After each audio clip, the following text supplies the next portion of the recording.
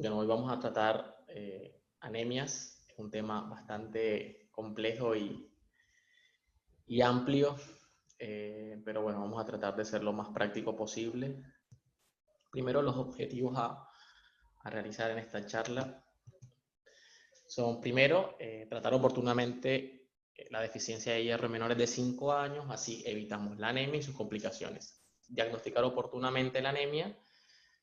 Diagnosticando oportunamente la anemia, prevenimos las complicaciones y las secuelas de esta misma, sobre todo en las anemias por deficiencia de hierro, que son las principales que se presentan en la población pediátrica.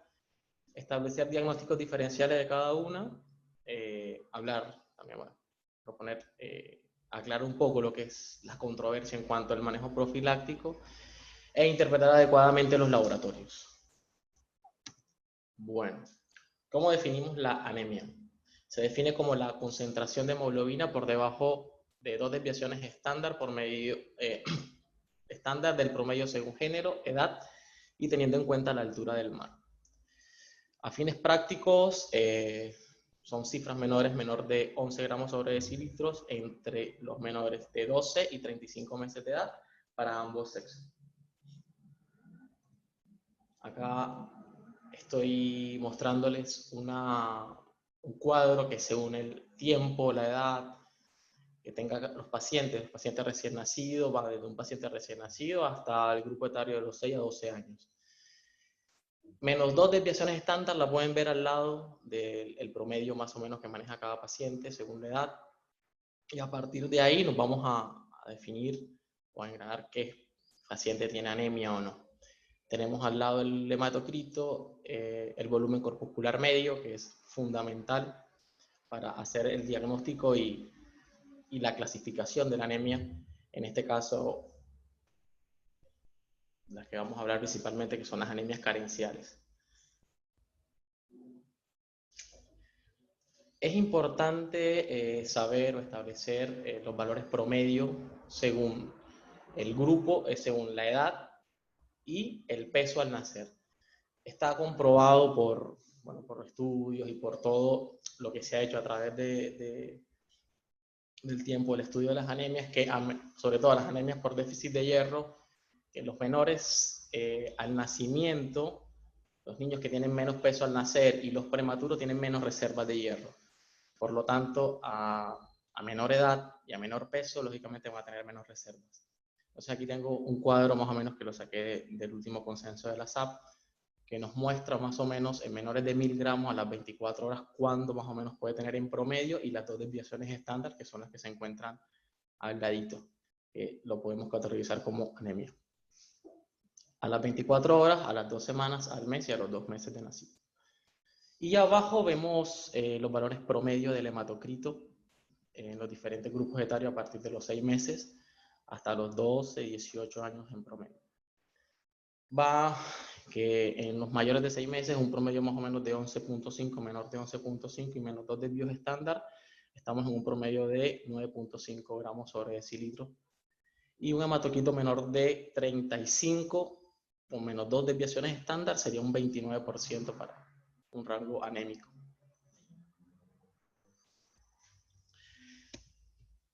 Estos son los valores normales del volumen corpuscular medio durante la infancia y la adolescencia.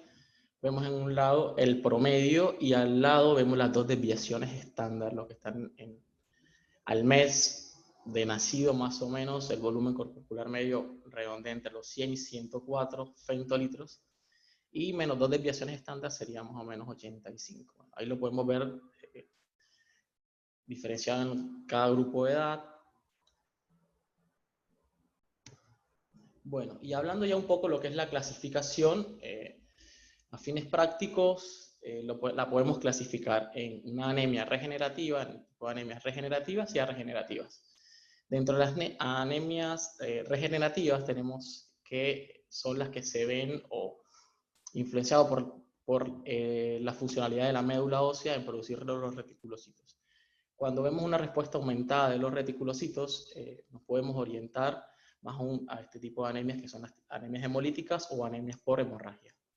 Dentro de las anemias arregenerativas tenemos que tienen una pobre respuesta o pobre o inactiva respuesta de la médula ósea para la producción de los reticulocitos, que en promedio los reticulocitos oscilan entre un 0.5 a 1% a los primeros meses de vida, y ya a partir de los primeros meses de vida entre el 0.5 y 1%, y el resto de la vida oscila entre un 1.5%. Más del 3% se dice que hay una respuesta de reticulocitos aumentada.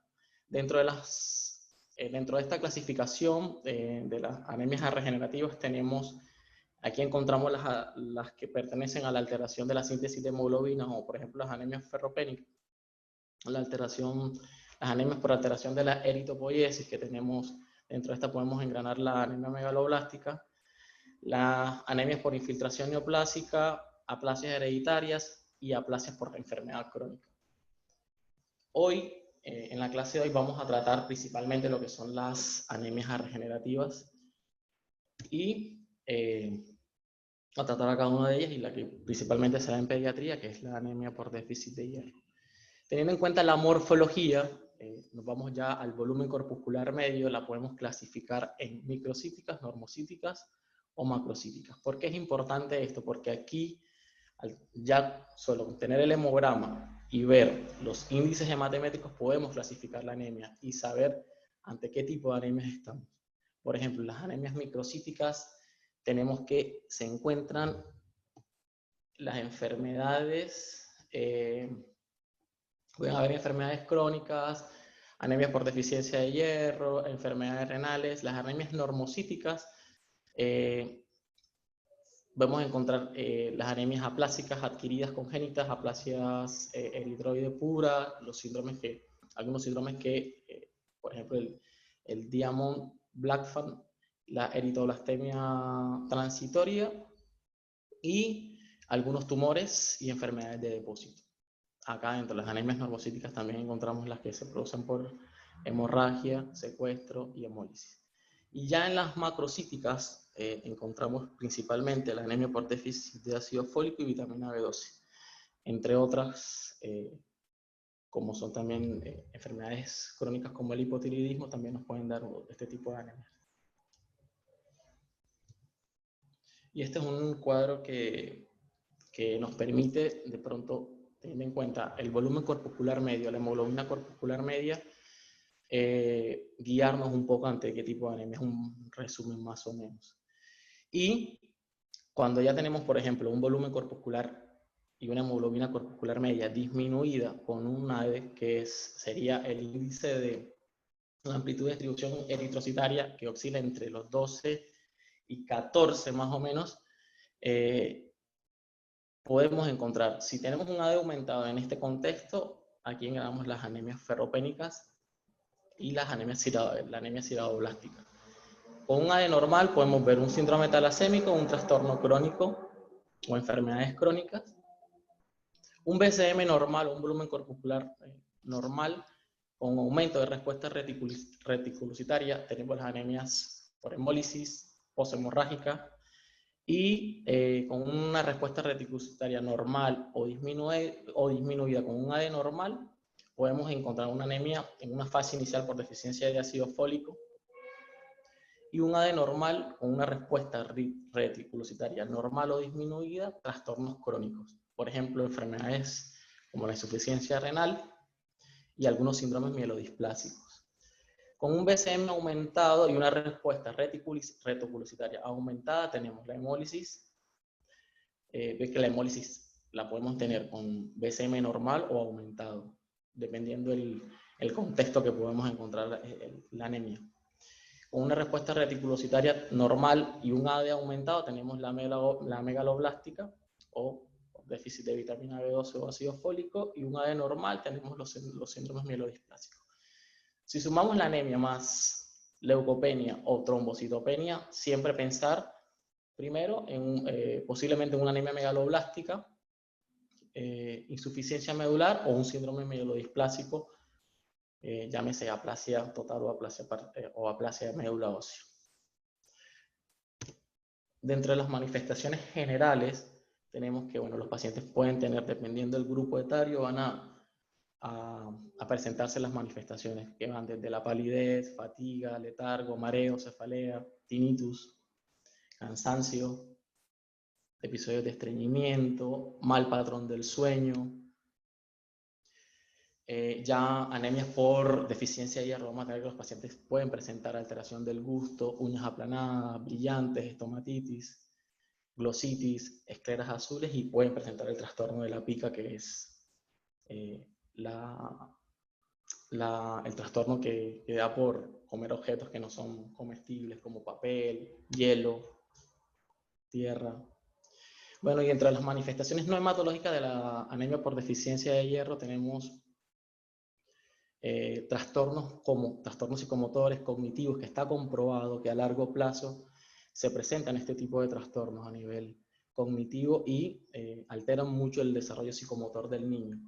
Trastornos de la tolerancia al esfuerzo y el rendimiento laboral, trastornos gastrointestinales, como habíamos mencionado anteriormente, estreñimiento, alteraciones de los tejidos epiteliales, óseos, y bueno, y dentro de otro que está un tema que es bastante controversial, el retardo del crecimiento corporal, trastornos de la inmunidad y resistencia a infecciones, el espasmo del sollozo, que también es medio controvertido, y la predisposición a accidentes cardiovasculares isquémicos.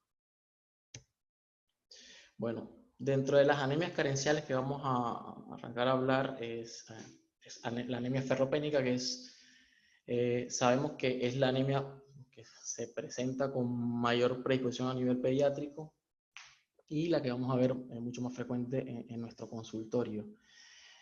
Como sabemos, el hierro es un micronutriente esencial en los procesos fisiológicos de los seres humanos, siendo fundamental para la formación del grupo N, por tanto, de la hemoglobina. Sabemos, bueno, que se produce este complejo, y con este complejo vamos a llevar, por decirlo así, oxigenación a los tejidos. El déficit de hierro a nivel mundial es el más común, y bueno, desafortunadamente depende casi en un 70-80% de la dieta. La anemia más frecuente, como ya le había dicho, en pediatría, que tiene un alto impacto neurológico y cognitivo, que bueno, a través de varios estudios se ha visto mucho más este impacto. Más adelante voy a mostrar un artículo que me pareció interesante y le vamos a charlar con respecto a este tema. Bueno, esto es, más que todo, son datos de prevalencia a nivel de acá de Argentina. La población en general, el 16% de los menores de 5 años presentan anemia, y el 35% de los niños entre los 6 y 24 meses la desarrollan. Y esto, bueno, ya en personas más adultas, el 20% de las mujeres en edad fértil. La prevalencia a nivel del nordeste de acá de la Argentina, la prevalencia de anemia en menores de 2 años llega a casi un 46%. Y en niños entre los 6 y 24 meses, un estudio que se hizo acá en el Gran Buenos Aires mostró que el 60% presentaba deficiencia de hierro, y estaban casi, o sea, presentaban deficiencia de hierro, más no estaban anémicos, y el 47% ya estaban en anemia. Entonces, es muy importante detectar a los pacientes, más que todo, en déficit de hierro, para evitar la anemia. Cada vez más los estudios nos muestran que la iniciativa hacia al inicio de una profilaxis temprana para evitar el déficit de hierro es fundamental. El Chaco comunicó una prevalencia aproximadamente de un 66% de la población. Bueno, y este es un artículo que muestra un estudio que se hizo acá en Necochea. Más o menos fueron 239 pacientes, de los cuales estudiaron una población pediátrica entre los 6 y 12 meses, y vieron, bueno, los determinantes que predisponían a los nenes a desarrollar anemia, y bueno, vieron resultados importantes, que todos los niños que fueron pretérminos tenían una predisposición mucho más alta, que los niños con ligadura no tardía del cordón también tenían una predisposición mucho más alta a desarrollar anemia. Y bueno, y el determinante social es fundamental. La hipoingesta de este nutriente es un determinante para desarrollar la anemia. Bueno, el déficit de hierro. Bueno, el déficit de hierro se considera la ferritina menor, lo consideramos con un valor de ferritina menor de 12 miligramos sobre decilitro. La ferritina sabemos que es la forma en que se deposita el hierro a nivel de nuestro organismo y es un valor directo que nos predice o nos muestra los valores de hierro a nivel de nuestro organismo. El inconveniente es que también actúa como un reactante de fase aguda y hasta el año de edad más o menos promedia entre los 12 y 16 miligramos sobre decilitro y hasta después ya del año más o menos entre los 10 y 12 miligramos sobre decilitro. En una de las guías que tomé como punto de referencia dice que directamente se ve aumentado con la PCR o lo mueve más o menos, por decirlo así, aumenta su valor a partir de 6 miligramos sobre decilitro, se considera de PCR, puede llegar a aumentar hasta 20 miligramos sobre decilitro la ferritina. Entonces, por eso que tiene ese inconveniente, que ante procesos agudos o infecciosos o inflamatorios, esta se ve afectada.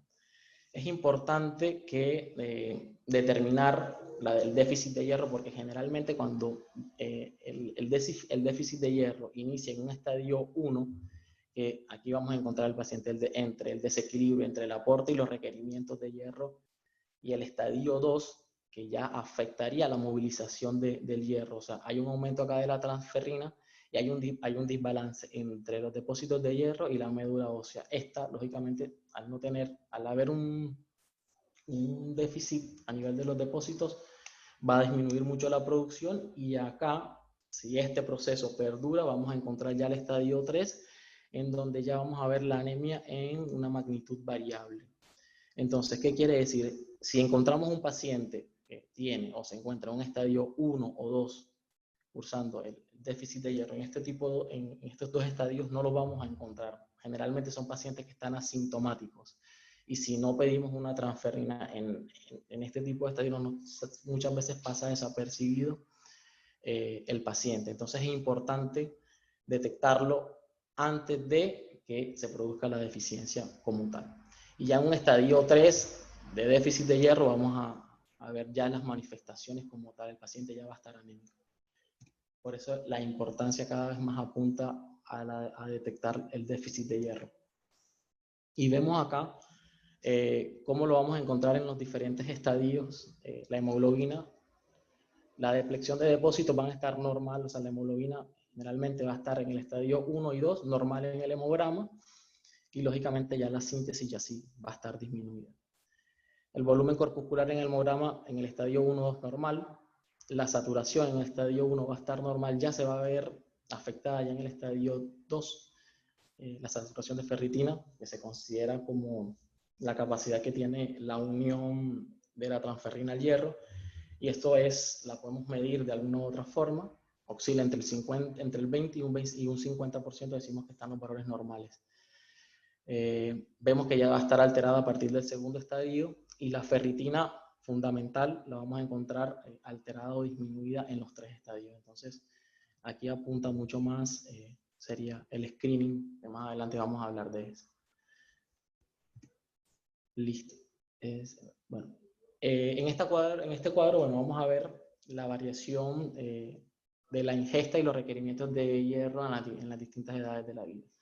Sabemos que a menor edad vamos a ver que hay mucho más requerimiento de hierro, sobre todo en los 2 primeros años de vida, en donde el crecimiento es mucho más, los requerimientos de hierro van a ser mucho más. Y vemos una edad también, en una edad fértil de la mujer, las mujeres generalmente por la menstruación también aumenta esos requerimientos de hierro. Entonces es fundamental.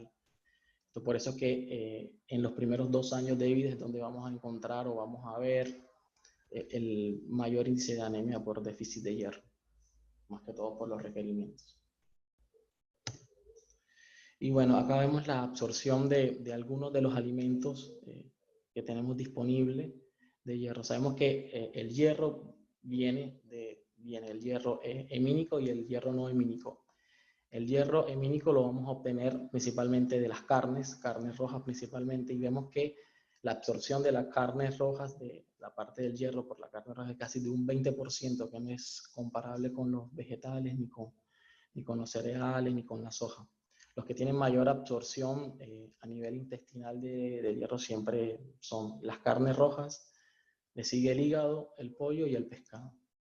Y acá al lado, bueno, vemos la biodisponibilidad de hierro en las diferentes leches. Sabemos que, bueno, el contenido de la leche materna, la absorción es de un 50% y el contenido es muy poco, pero su absorción es muy alta. Esto ya, y vemos la absorción de la leche de vaca también es muy poca. Bueno, y algunas leches fortificadas que están así en el cuadro comparativo, pero bueno, principalmente mostrar que la leche materna va a la cabeza en la importancia de esta.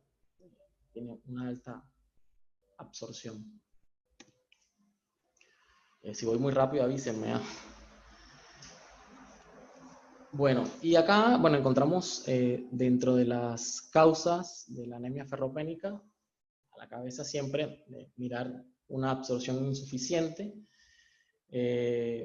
una ingesta dietética insuficiente o inadecuada, un síndrome de mala absorción, las resecciones intestinales, lo vemos frecuente en los pacientes con intestino corto, depósitos disminuidos, como ya les había hablado anteriormente, los prematuros, los gemelares, o aquellos que tuvieron un antecedente de hemorragia intrauterina, aumento de los requerimientos, como ya veníamos hablando, el crecimiento en los dos primeros años de la vida es muy alto y son mucho más los requerimientos de hierro.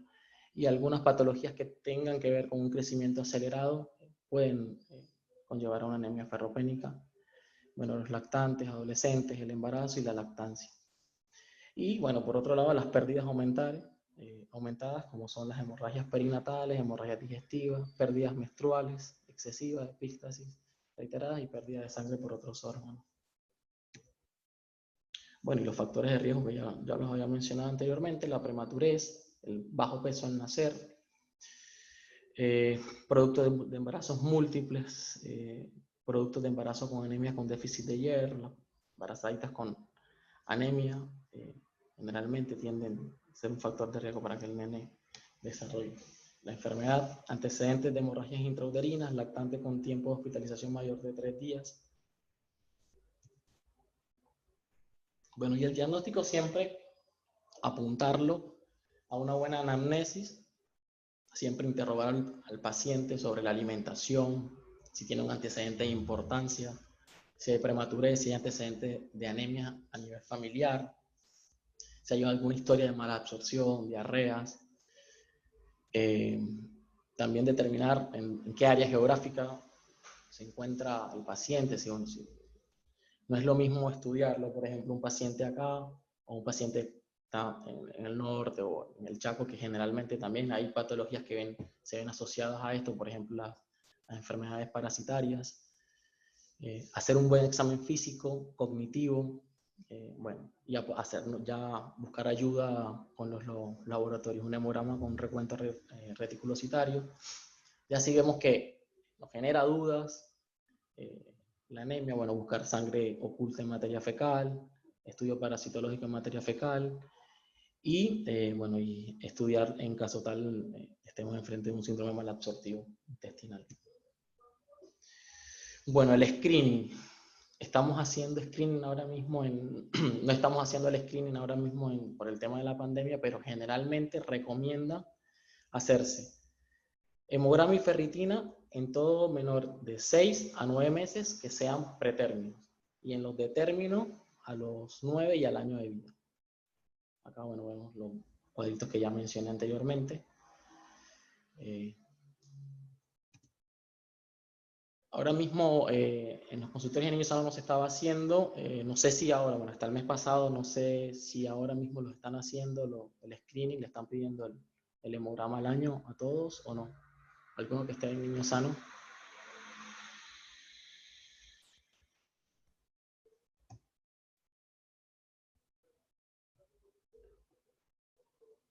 Bueno.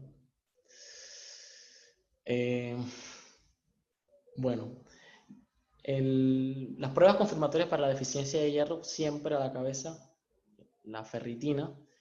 Los primeros dos valores, lo que es la ferrem y la saturación de transferrina, como que no se recomienda en menores de 2 años, porque se presenta un amplio rango de distribución dentro de estos valores, principalmente en menores de 2 años. Pero siempre pedir una ferritina sérica, y una ferritina sérica en todo menor de 10 ya nos indicaría que hay un déficit de hierro, o sea, ya podemos diagnosticar ahí y trabajar sobre esos depósitos, que es lo que es la finalidad. Y bueno, y las condiciones que pueden influenciar estos resultados, como ya les había dicho a la cabeza, la ferritina en infección e inflamación se ve alterado y disminuida, la podemos encontrar en enfermedades crónicas como el hipotiroidismo o la hipovitaminosis por vitamina C. Bueno, completando un poco lo que es el diagnóstico del déficit de hierro, ferremia disminuida, porcentaje de saturación de transferrina disminuida, capacidad total de saturación de hierro va a estar aumentada, la protoporfirina libre eritrocitaria va a estar aumentada y receptores solubles de transferrina van a estar aumentados. Esto creo que no lo hacemos en el hospital. Bueno, ¿a qué va apuntado el tratamiento? Tiene 3 pilares el tratamiento de la anemia por déficit de hierro. Profilaxis, corrección de la causa primaria, el tratamiento farmacológico con hierro. La profilaxis, bueno, ¿qué hacemos nosotros? Generalmente tenemos que evaluar primero, lógicamente, las condiciones biológicas, ambientales y socioeconómicas de la madre y del niño. Bueno, es muy difícil. Conductas perinatales, si la embarazada fue suplementada durante el embarazo, si hubo una ligadura tardía del cordón, si estamos con la conducta alimentaria siempre predispone a los lactantes con lactancia materna exclusiva en menores de 6 meses, la inclusión tardía de la alimentación complementaria también predispone mucho al anemia por déficit de hierro. Y bueno, siempre se recomienda no iniciar la leche de vaca por la mala absorción que tiene de hierro antes de los 12 meses y lógicamente otros factores que predisponen a la no inclusión antes del año de edad, que sería dentro de los cuales la cantidad de proteínas que tiene esta leche. Y bueno, ya lo último, lo que son las conductas farmacológicas que vamos a hacer con hierro elemental.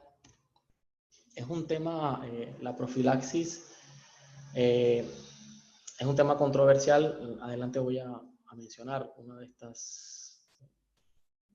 esta controversia que se ha generado. ¿Cuándo es el momento ideal de iniciarla? Bueno, a todo prematuro y a los gemelares, a los prematuros de inicio se le da profilaxis desde el mes de vida. A los gemelares igual, niños con bajo peso al nacimiento, niños que hayan sufrido hemorragias en el periodo perinatal, niños de términos alimentados con leche de vaca sin fortificación. Bueno, y acá vemos la dosis profilácticas para administrar en los diferentes grupos etarios. Vemos que el recién nacido de término, la SAP recomienda, el último consenso del 2017, iniciar a 1 miligramo kilo día a partir de los 2 meses hasta el año. El recién nacido pretérmino, entre 1500 y 2000, una dosis de 2 miligramos kilo día, y se inicia el primer mes, hasta los 18 meses. El nacido pretérmino de 750 a 1500 gramos, entre 3 y 4 miligramos kilo, también se inicia durante el primer mes hasta los 18 meses, y el pretérmino menor de 750 varía mucho más la dosis, entre 5 y 6 miligramos kilo día durante el primer mes hasta los 18 meses de vida. En cuanto a esto, como ya les había mencionado, la controversia es cuándo y cuál es la edad o el momento indicado para iniciarle la profilaxis a nuestros pacientes. Anteriormente, ¿qué se hacía? Bueno, todo paciente recién nacido de término, entre los 6 meses alimentado con lactancia materna, recibía profilaxis exclusiva. A los 6 meses recién iniciamos. Y a los 4 meses los que tenían alimentación mixta. En el IDI, si algunos, ya sabemos, en el IDI se estaba haciendo un estudio grande, más o menos abarcó 211 pacientes entre los 3 y 6 meses de edad, y bueno, mostró ciertos resultados interesantes. ¿Qué mostró? 1 de cada 3 pacientes lactantes menores de 6 meses ya presentaban anemia con déficit de hierro. Es decir, que cuando ya llegaban a los 6 meses, estos ya llegaban, aunque estén alimentados con lactancia materna, llegábamos ya un poco tarde. O sea, que se vieron pacientes con anemia ya a esta edad. Nos mostró, una parte del proyecto era buscar la diferencia si una dosis diaria de 1 miligramo kilo día difería a una dosis semanal, que no mostró ninguna diferencia, es la misma eficacia de las dos. Y como la mayoría de los estudios, siempre la profilaxis a menor edad redujo el déficit de hierro y las anemias por déficit de hierro. Cada vez más se planteaba en iniciarle a los lactantes con lactancia materna exclusiva antes de los 3 meses iniciar la profilaxis. Eso fue lo que más hizo énfasis en este estudio. Después el tratamiento, para el tratamiento tenemos que, se debe calcular a base de hierro elemental de 3 a 6 miligramos kilo día y la duración lo vamos a durar el doble del tiempo que nos requirió hacer la corrección de la hemoglobina. Esto tiene más que ver con el tema de los depósitos. Si el tratamiento es efectivo, a los 30 días del tratamiento debería aumentar 1 gramo sobre decilitro. Ahí podemos decir que el tratamiento es efectivo. Y luego, al obtener los valores normal de hemoglobina y hematocrito, debe continuarse durante el tiempo igual que fue necesario para alcanzar su normalización. Es decir, que si nos tardó, por ejemplo, 1 mes en más o menos acomodar al paciente, eso va a ser, vamos a darle el mismo tiempo para así reponer los depósitos de hierro adicional.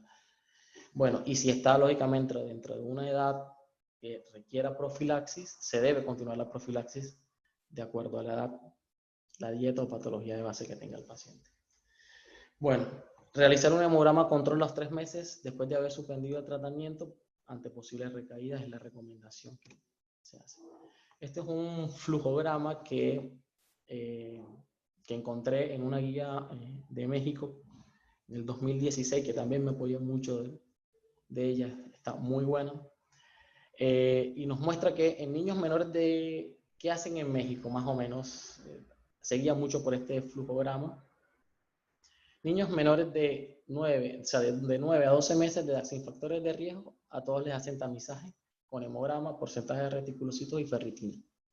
Si la ferritina está baja y tiene el AD más de 13.5, el volumen corpuscular medio, si lo tienen disminuido, entonces se fijan en el porcentaje de reticulocitos. Si está disminuido, se van directamente a disminuido o normal, se gana más que todo una anemia por déficit de hierro y bueno, directamente le hacen tratamiento de 3 a 6 miligramos kilo día. Si no, también le hacen también tratamiento, pero profilaxis durante 1 o 3 meses, dependiendo lo que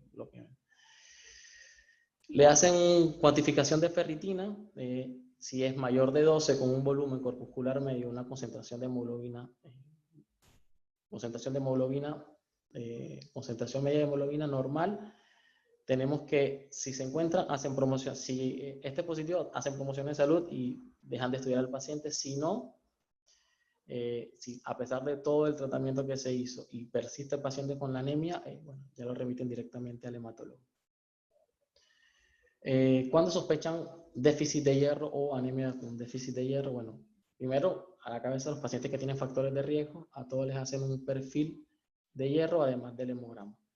Si en el perfil se encuentra que tiene el hierro, la ferritina disminuida, la concentración, la saturación de transferrina aumentada y la transferrina disminuida y la ferritina disminuida, ¿sí? Se van más que todo por por la anemia por déficit de hierro. Y si no, bueno, hacen una prueba terapéutica, que también lo estuve leyendo también, en caso tal que no tengamos o no cuente con este tipo, con los laboratorios necesarios, hacen una prueba terapéutica con sulfato ferroso de 3 a 6 miligramos por 30 días y le vuelven y le hacen un control de hemograma con reticulocitos. Si está normal, bueno, se van más que todo por hacer un control al mes. Si este cambia o aumenta, hacen el diagnóstico de anemia por déficit de hierro y lo dejan de estudiar. Vamos a un caso clínico. Bueno, tenemos un nene nazario, 12 meses, consulta por primera vez a su pediatra. Es un nacido sin antecedentes, nacido de término de 39 semanas, con un crecimiento normal hasta el momento. Y bueno, nos viene a nuestro consultorio porque el pediatra le mandó a hacer el screening y nos llega con este hemograma. El hemograma, bueno, los glóbulos blancos tiene 6.500, una fórmula 60, linfo 35, mono 5, glóbulos rojos tiene 6.500.000 y una hemoglobina 9,8, hematocrito de 30 y un volumen corpuscular medio de 70. Plaquetas 250.000 y tiene, acá no lo coloqué, pero tiene un AD dentro de valores normales. Luz, ¿estás por ahí? Necesita... Sí, acá. Ya va. Vamos a votar. La bueno, primera. Vamos a hacer una... Sí, porfa. ¿Ahí se ve? Sí. ¿Qué tipo de anemia tendría el paciente, a ver, con este hemograma?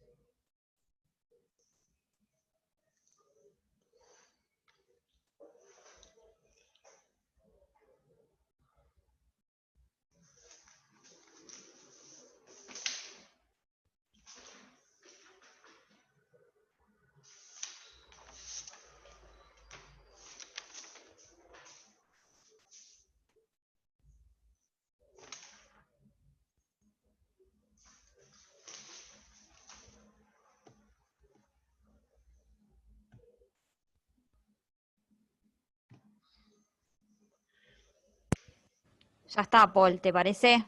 Sí. Finalizo. Preocupante. Microcítica. El BCM estaba en 70, o sea, el promedio más o menos va entre 70 y 96. Lo podemos considerar como normocítica. No está disminuido el BCM para la edad. Bueno. Lu, si quieres, continuamos con la otra. Bueno.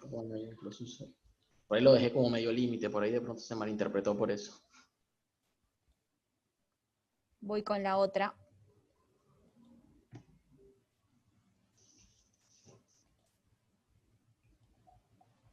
Ahí va.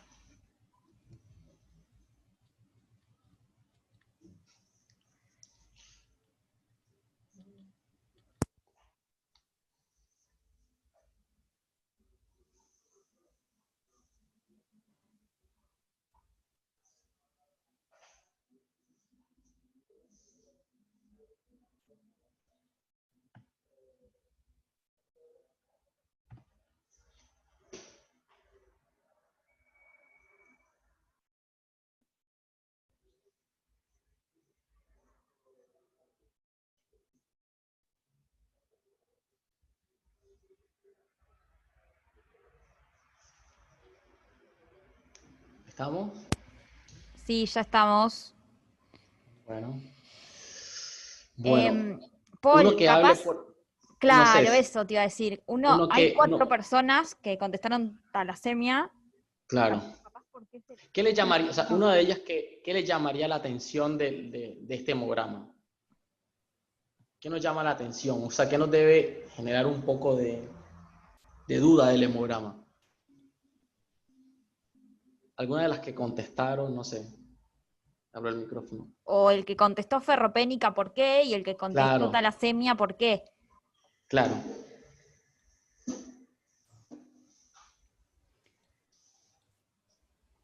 Hola. ¿Nadie? No, yo, qué sé yo, preguntaría también antecedentes, digamos, familiares de ansiedad y anemia. Muy bien, Y perfecto. también, digamos, el origen, porque hay muchos o sea, las talasemias en general son de origen, por ejemplo, mediterráneo, no sé si origen italiano del apellido o algo, siempre Ya, hay personas así, con algún antecedente de esos, y si después también cómo se fue su alimentación, si es con lactancia materna, si es con fórmula, sí. No, eh, el nene, su al ser de alimentación término, fue, claro, al ser de término y todo esto, uno pensaría que por frecuencia podría llegar a ser ferropénica también. claro. Bueno, Mar, ¿cierto? ¿Qué te llama la atención del hemograma? No, sin miedo, no es para ya que te animaste a abrir el micrófono. Y todo lo que contestaste está perfecto. Eh, Antecedentes de anemia en la familia, para contestarte, sí, habían unos familiares que tenían anemia, pero la madre no sabía mucho.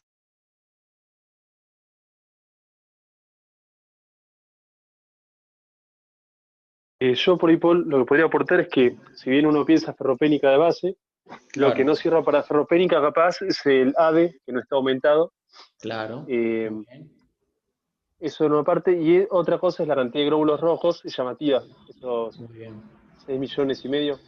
Sí, Eh, Ahí uno hace el índice del BCM sobre el recuento de Matías, que es el índice Meltzer, una cosa así. claro, muy bien. Claro, Ahí que está la eso, por eso respuesta. ahora lo hablas. Claro, y en Sí, realidad uno ni confirma ni descarta, pero por ahí hablaría de, ahora cuando veamos, una anemia del rango talasémico. claro, perfecto. Que eso se Entonces, opone. claro, muy bien, Kevin. Entonces, Por ahí, Paul, una cosita, que sí, por ahí lo que engaña un poquito es el 70S del BCM. sí, por ahí lo puse medio justito. Por Sí, ahí lo puse medio justo. Pero para pero las bueno, desviaciones estaba, bueno, la idea era ponerla que fuera normocítica. En realidad no microcítica. Pero bueno, sí me quedó medio justito ahí. Pero ¿Y bueno, de así cuánto era como el ADE que contestó. decía Kevin? Porque me lo perdí o El no. ADE, sí, el ADE dije que estaba normal. No estaba anotado, pero dije que hice la aclaración que estaba normal. Ah, esa parte, bueno, no la escuché. Bien. Ahí la meto. Pero bien Y pensado en la, talasemia. y la concentración de hemoglobina, decía cuánto era, que no. No la decía, no la logré poner, pero solamente como para Pero sí hay llamar un más que dato. toda la atención. Un paciente con una anemia y con esa cantidad de glóbulos rojos llama la atención, debería llamar. Generalmente las anemias ferropénicas, los glóbulos rojos, el volumen debe estar disminuido o tiende a estar disminuido, o muchas veces está normal. Entonces ya en un rango talasémico vamos a ver que los glóbulos rojos están aumentados y para eso tenemos el índice de Metzner, que se calcula en el BCM entre la cantidad de Matíes y esto. Si tienen un paciente con un rango talasémico, vamos a encontrar lo que está menor de 10, en menor de 12 y mayor de 13 nos orienta más para una ferropenia. Y lo que yo les dije ahorita, el AD generalmente está normal en las talasemias y el AD aumentado iría más que todo pensando en una anemia ferropénica, pero bueno. Y para hablarles algo de talasemia, que es infrecuente, siempre se ve asociado, como preguntó Omar, los antecedentes son muy importantes porque generalmente está asociado a trastorno hereditario y se caracteriza por una anemia microcítica e hipocrómica sin respuesta al tratamiento de hierro, habiendo descartado una causa de fallo terapéutico. El BCM pueden estar muy bajos o muchas veces están bajos o con tendencia a la normalidad con glóbulos rojos elevados y un AD normal. Se ve asociado mucho a trastornos familiares o antecedentes de anemia o rasgo talasémico familiar y en Argentina más que todo un promedio se ve que del 1.5 al 2% son heterocigotas para beta talasemia o talasemia minor y dice que un 10% en el sur de Italia y Grecia también lo presentan, y un 30% en Sicilia. Y ya la paratalasemia mayor, más de 100.000 registrados en el mundo existen con este trastorno, y hay una cierta coexistencia con ferropenia, entonces también tiende a confundir un poco este tipo de pacientes. El diagnóstico más que todo lo hacemos con un diagnóstico molecular y la electroforesis de hemoglobina. Existe, bueno, la beta-talasemia y la alfa-talasemia. La característica de la alfa-talasemia o lo que la caracteriza de las dos es la presencia en la electroforesis de bandas de hemoglobina H en la alfa. Bueno, y esto es más que todo un cuadro comparativo, que es lo que podemos ver cada uno de los valores, cómo pueden estar más o menos interpretados y orientarnos. Bueno, y otra de los tipos de anemia que son frecuentes, bueno, no son tan frecuentes, pero sí son de gran importancia, son las anemias megaloblásticas o por deficiencia de vitamina B12 o ácido fólico. Generalmente se ven en síndromes mal absortivos y pacientes con estudio de malnutrición. Si vemos que hay ausencia de desnutrición, o siempre pensar de pronto a la cabeza en nuestro medio, buscar siempre la enfermedad celíaca. Y generalmente también, bueno, lo vemos frecuente también en el hospital, en aquellos pacientes que tienen resección a nivel del ilio, que es donde más se absorbe la vitamina B12, mala absorción, y ahora, bueno, con el tema de las dietas veganas también se ha visto como un poco más el aumento. Bueno, y siempre ir a la cabeza, preguntar ante la duda de un paciente con una anemia megaloblástica, siempre ve el tipo de dieta que recibe, y si es un nene mucho más pequeño, lactante o recién nacido, preguntarle los hábitos alimentarios de la madre y si es vegana o vegetariana, si recibió o no alguna suplementación con vitamina B12 durante el embarazo, que es fundamental. Bueno, y ya dentro de la clínica, bueno, el paciente la clínica es variable, o sea, dependiendo de la edad en que se encuentre, bueno, si son nenes más grandes puede haber piel pálida, ligera ictericia, se alternan a veces la reproducción de tejidos, lengua depapilada, afta, queilitis, y si hay una deficiencia de vitamina B12 franca, bueno, vamos a encontrar las alteraciones neurológicas. En nenes más pequeños puede haber hipotonía, retraso de pausas madurativas, y bueno, la mayoría de estas pautas se pueden llegar a, si se diagnostica a tiempo y se hace el tratamiento a tiempo, bueno, se pueden llegar a mejorar. El tratamiento, bueno, ahí lo tienen, es directamente vitamina B12, y bueno, lógicamente para el diagnóstico hay que dosar la vitamina B12. Bueno, ahí tienen el esquema de tratamiento. Vamos con las correcciones rápidas, lo que hago una aclaración acá, que tienden a producir hipopotasemia, es lo único, una de las recomendaciones que hay. Bueno, este es un artículo que encontré en los archivos de Anales de Pediatría del 2019. Muestra el compromiso neurológico grave por deficiencia de vitamina B12 en lactantes en hijos de madres veganas y vegetarianas. El artículo es interesante porque, bueno, se hizo un estudio en un hospital en donde se vieron que la mayoría de los pacientes que se encontraban con deficiencia de vitamina B12 y ácido fólico, sobre todo en los lactantes, se vieron directamente con deficiencias graves, repercusiones graves, que van desde la atrofia, como se pueden ver en una de las imágenes, atrofia a nivel cerebral, consultaban o presentaban alteraciones como convulsiones y con electroencefalogramas patológicos. Entonces, por eso hacía énfasis hace un rato que le mencioné sobre este tipo de suplementación durante el embarazo. Bueno, y este último es un artículo que encontré. Paul, perdóname, una cosita que a veces, de vez en cuando, se ha presentado algún paciente en el hospital con pancitopenia, no solo con anemia, con pancitopenia. Claro. Sí, tiende también cuando es progresiva la enfermedad, generalmente también afecta las otras líneas celulares. Este artículo del journal, realmente vemos acá, me llamó mucho la atención porque analizan varios estudios a nivel mundial que se han hecho a nivel de diferentes instituciones y diferentes países, y muestra que los resultados a nivel mundial, la deficiencia por déficit, la anemia por déficit de hierro, afecta casi un 25% de la población mundial.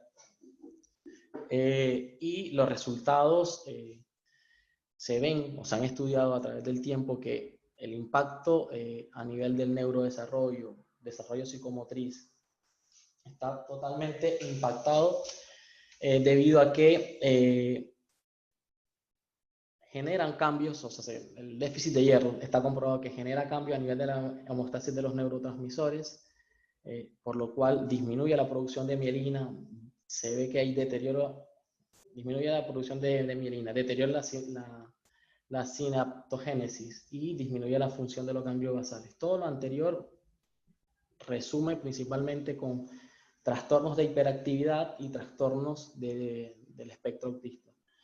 Analizan varios grupos etarios y se ven que los pacientes que mayor tienen tendencia a déficit cognitivo y pacientes con trastornos del espectro autista, se demostró que en algunos no se sabe muy bien el motivo o el principal mecanismo, pero arrojó que entre más severo es el trastorno del espectro autista, tenía que ver mucho con los valores de hemoglobina que manejaban estos pacientes.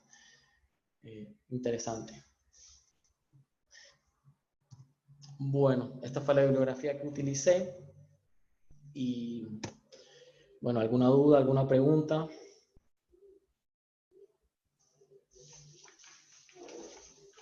¿Algún aporte? Hola. Paul, ¿leíste algo ahí en cuánto tiempo posterior a la profilaxis o el control posterior o al inicio del tratamiento? Tanto como B12, fólico, hierro. Ahí te muestro. ¿El tratamiento me dices? Claro, para el tratamiento o bueno, para el Sí. control posterior, Claro, digamos. el tratamiento se hace, o sea, se suplementa inicialmente de vitamina B, son 100 microgramos día durante de 3 a 7 días. Esa sería como la corrección rápida. Y después hablan de una dosis de mantenimiento, que son más o menos 1000 microgramos día por una semana. Luego de esa semana pasan a una sola vez por semana. Eso se hace 4 dosis, sería un mes. Y luego 100 microgramos por mes durante 4 meses seguidos. Bueno, y el tratamiento, el control, lo vas haciendo, específicamente no lo encontré, pero, o sea, en una de las bibliografías decía que un mes posterior a haber terminado toda la dosis de mantenimiento. ¿A eso te Gracias, referías? ¿A Paul. mi Sí, megaloblástica? perfecto. O a la... Sí, sí, y bueno, y hierro también, lo mismo también. Pero bueno, se debe ser al mes también, que se llenan los Claro, depósitos. o sea, lo que se dice que si tú le detectas a un paciente con anemia ferropénica, al mes deberías hacerle un control porque es más o menos lo que tú esperarías que recupere, o sea, que recupere 1 gramo decilitro para el mes. Si no lo recupera, bueno, se consideraría que fuera un fallo terapéutico y hay que revisar otro tipo de, ver bien al paciente, reverlo. Y si no, si logra recuperarlo, en el tiempo que logres recuperarlo, eso le vas a dar a continuar el tratamiento. Si te duras un mes para recuperarlo, bueno, le das un mes más para los depósitos y le harías un control en 3 meses posterior para ver si recayó o no. Lógicamente, todo esto con pautas y dependiendo de la edad. Para anemia ferropénica. Gracias, re linda.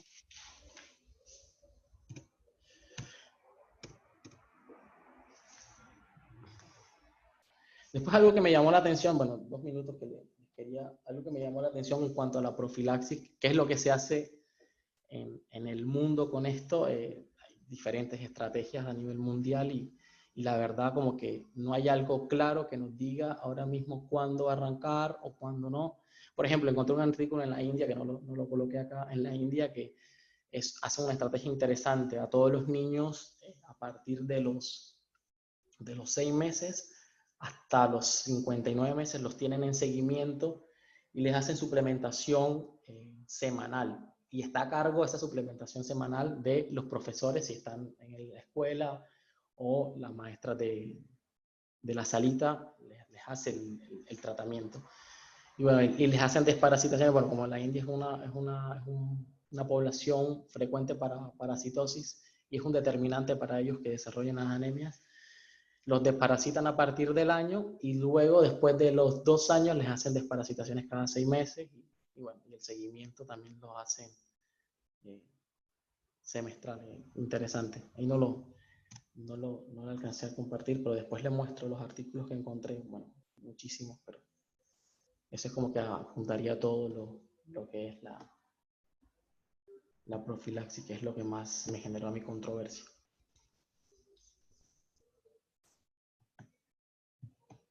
Bueno, ¿alguna duda, pregunta o algo? Gracias, Paul. Bueno, no ve nada. ¿Ahí te hacen una pregunta o no?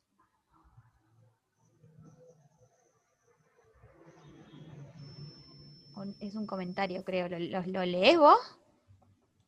A ver. Dicen la anemia. Claro, es lo que dice claro, porque primero repunta, digamos, el recuento de reticulocitos y después el depósito y eso. Que dice, en la anemia ferropénica, si uno hace una prueba terapéutica, puede pedir un recuento de reticulocitos a los Sí, 5 o también 7 es una días posibilidad. y la Claro, hemoglobina debería de subir 1 gramo al litro. Si no, también claro. puedes pedirle hemograma al mes. Eso dice Fla. Sí, sí, sí. También es una de las pruebas terapéuticas. Eso lo menciona también la SAP. Sí, está ahí en el consenso. Está en el consenso, el último consenso. Bueno.